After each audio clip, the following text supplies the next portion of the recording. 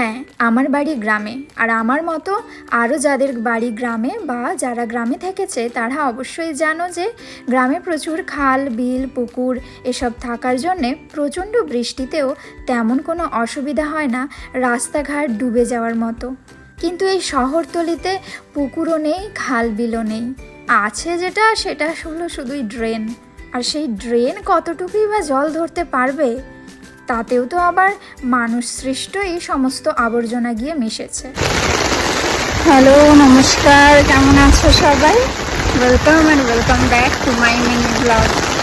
বুঝতে পারছো কিনা জানি না, প্রচুর বৃষ্টি হচ্ছে আর আমি বেরিয়েছি ডিউটিতে, কিন্তু যেতে পারবো কিনা আমি জানি না। আমি অর্ধেক অলরেডি ভিজে গেছি, দেখা যাক কি হয়।